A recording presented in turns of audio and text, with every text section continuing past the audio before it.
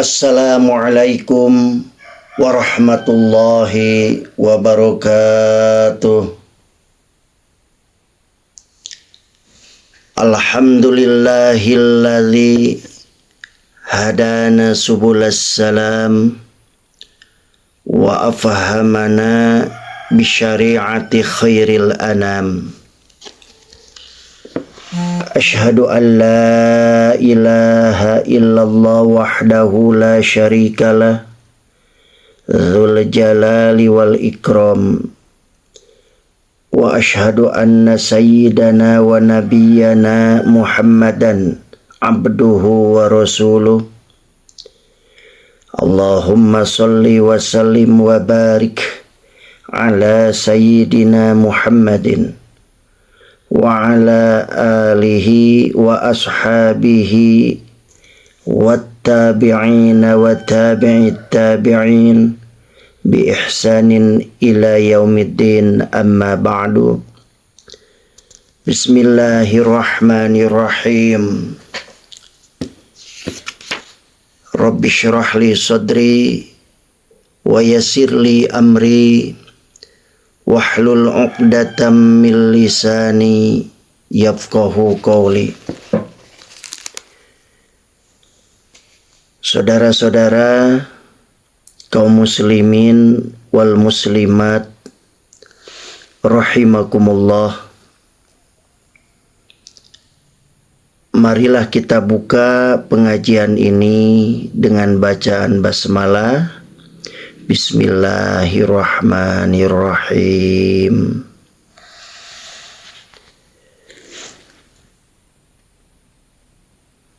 Pertama-tama marilah kita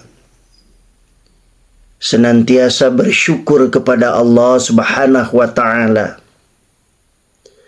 atas segala nikmat dan karunia yang dianugerahkan kepada kita, khususnya nikmat iman dan kesehatan, sehingga pada hari ini kita bisa mengikuti pengajian. Semoga kita semua diberikan ridhonya. Amin ya Allah ya Rabbal Alamin. Salawat dan salam semoga senantiasa Allah limpahkan kepada teladan kita, Nabi besar Muhammad sallallahu alaihi wasallam, keluarga, sahabat, dan semua pengikutnya. Saudara-saudara yang dirahmati oleh Allah Subhanahu wa ta'ala, kali ini saya akan menyampaikan tema niatmu menentukan pahalamu. Salah satu perkara yang paling penting dan menjadi penentu sah atau tidaknya amalan kita adalah niat. Para ulama fikih pun menjadikan niat ini sebagai rukun dari suatu amalan. Bahkan saking pentingnya niat, baginda Rasulullah sallallahu alaihi wasallam dalam sebuah hadisnya yang diriwayatkan dari Umar bin Khattab radhiyallahu an menegaskan, innamal a'malu binniyati wa innama likulli imri'in ma nawa. Setiap perbuatan hanya tergantung pada niatnya, dan setiap orang hanya akan dibalas berdasarkan apa yang dia niatkan. Hadis riwayat Bukhari dan Muslim. Saudara-saudara kaum muslimin wal muslimat rahimakumullah. Menurut istilah fikih, Niat adalah menyengaja sesuatu disertai dengan perbuatan. Lalu apa fungsi niat itu? Menurut para ulama, bahwa fungsi niat adalah untuk membedakan antara kebiasaan dan ibadah. Misal ini ya, misal. Ada orang yang memiliki kebiasaan duduk di dalam masjid setiap kali setelah sholat maghrib. Ini bisa diniatkan untuk sekedar istirahat sebagai bentuk kebiasaan, namun bisa juga untuk beribadah, yaitu dengan niat beriktikaf. Dengan demikian, yang membedakan antara ibadah dan kebiasaan serta mendapat pahala atau tidak adalah niat, tergantung kepada niatnya. Selain itu, niat juga berfungsi untuk membedakan antara satu bentuk ibadah dan bentuk ibadah yang lainnya. Sebagai contoh, saudara-saudara, orang yang mengerjakan sholat 2 rakaat. Sholat 2 rakaat ini bisa jadi merupakan sholat subuh ataupun sholat sunnah rawatib. Maka yang membedakan antara keduanya adalah niat. Saudara-saudara kaum muslimin wal muslimat rahimakumullah. Secara umum, amal perbuatan manusia jika dikaitkan dengan niat terbagi menjadi 3 macam. Yang pertama, amalan maksiat. Perbuatan ini tidak berubah statusnya lantaran niat. Misalnya, orang yang mencuri uang dengan niat akan ia mempergunakan untuk membangun masjid. Niat orang tersebut memang baik, tapi hal itu tidak terpengaruh sedikit pun terhadap perbuatan maksiat yang ia lakukan, yaitu mencuri. Ia tidak mendapat pahala dari Allah Subhanahu wa Ta'ala, bahkan sebaliknya akan mendapatkan balasan dosa dari kemaksiatan yang ia lakukan. Adapun yang kedua, amalan ketaatan. Ketaatan bisa membuahkan pahala dan bisa pula mendatangkan dosa.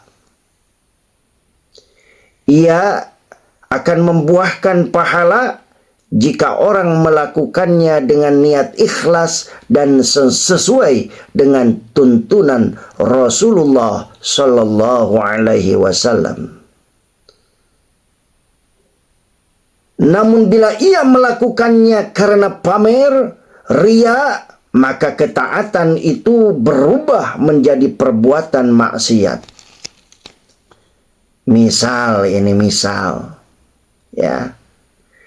Ada orang yang infak 10 miliar untuk pembangunan masjid dengan niat agar dianggap sebagai orang dermawan.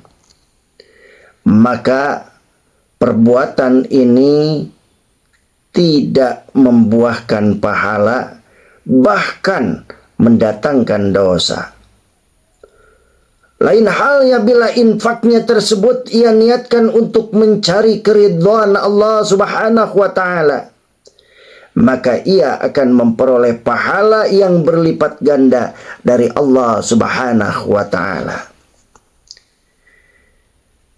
Saudara-saudara kaum muslimin wal muslimat rahimakumullah. Adapun yang ketiga adalah amalan mubah.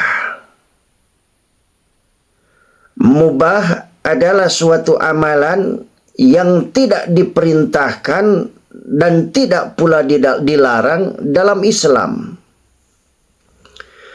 Perbuatan ini dapat berubah menjadi qurbat, amalan yang mendekatkan diri kepada Allah jika disertai dengan niat yang baik. Pun sebaliknya, ia juga bisa menjadi amalan biasa yang tidak mendatangkan pahala. Alangkah ruginya orang yang melakukan amalan mubah tapi tidak meniatkan kebaikan di dalamnya. Misalnya, seseorang yang tidur di malam hari, jika ia niatkan untuk istirahat, maka ia hanya mendapatkan balasan istirahat saja, tidak mendapat pahala dari Allah Subhanahu wa ta'ala. Namun jika tidurnya ia niatkan untuk istirahat dan sarana untuk menyegarkan jiwa sehingga dapat melakukan ibadah dengan baik, maka ia akan mendapatkan pahala dari tidurnya. Saudara-saudara, Zumratul Mu'minin wal Mu'minat rahimakumullah. Dalam sebuah hadis yang diriwayatkan oleh Imam Tabrani dari Abdullah bin Mas'ud radhiyallahu anhu, disebutkan ada sebuah kisah menarik berkaitan dengan urgensinya niat ini. Pada peristiwa hijrahnya Rasulullah sallallahu alaihi wasallam ke Madinah, para sahabat melaporkan adanya seseorang yang berhijrah dari Mekah ke Madinah untuk menikahi seorang wanita bernama Ummu Qais. Secara zahir, apa yang ia lakukan sama dengan apa yang ia kerjakan. Tapi niat dan tujuannya ternyata berbeda. Orang tersebut melakukannya semata-mata hanya untuk menikahi seorang wanita yang bernama Ummu Qais. Berbeda dengan para sahabat-sahabat Rasulullah sallallahu alaihi wasallam yang berhijrah dengan niat ikhlas karena Allah Subhanahu wa taala dan melaksanakan perintah Allah dan Rasulnya. Dengan demikian, balasan yang mereka dapatkan itu sangat berbeda. Orang yang hijrah dengan tujuan untuk menikahi Ummu Qais memperoleh balasan, bisa menikah dengan Ummu Qais saja. Sedangkan para sahabat mendapatkan pahala yang besar dari hijrahnya ke Madinah. Lantaran kisah inilah kemudian muncul hadis tentang niat di atas yang diriwayatkan oleh Imam Bukhari dan Muslim. Saudara-saudara yang dirahmati Allah Subhanahu wa taala, berangkat dari uraian di atas, hendaknya kita tidak meremehkan niat dalam setiap amalan ibadah kita. Mengapa demikian? Karena amalan yang kecil di mata manusia bisa menjadi besar pahalanya di sisi Allah Subhanahu wa taala disebabkan oleh niatnya. Begitu pula sebaliknya, amalan yang besar di mata manusia bisa menjadi kecil pahalanya disebabkan oleh niat pelakunya. Ibnul Mubarak rahimahullah pernah mengatakan, Rabbu amalin saghirin tu'azzimuhun niyatu wa rubba amalin kabirin tusaghiruhun niyatu. Betapa banyak amalan yang kecil menjadi besar pahalanya disebabkan oleh niat. Begitu juga betapa banyak amalan yang besar menjadi kecil pahalanya disebabkan oleh niatnya. Itulah urgensi niat dalam ibadah. Semoga Allah Subhanahu wa ta'ala menjadikan kita termasuk orang-orang yang ikhlas dalam setiap ibadah kepadanya. Dan akhirnya, marilah kita berdoa kepada Allah. Semoga Allah Subhanahu wa ta'ala selalu membimbing niat kita dalam beraktivitas keseharian kita, dan kita mendapatkan ridhonya. Amin ya Allah ya Rabbal Alamin. Wallahul muwafiq ila aqwamit thariq. Wassalamualaikum warahmatullahi wabarakatuh.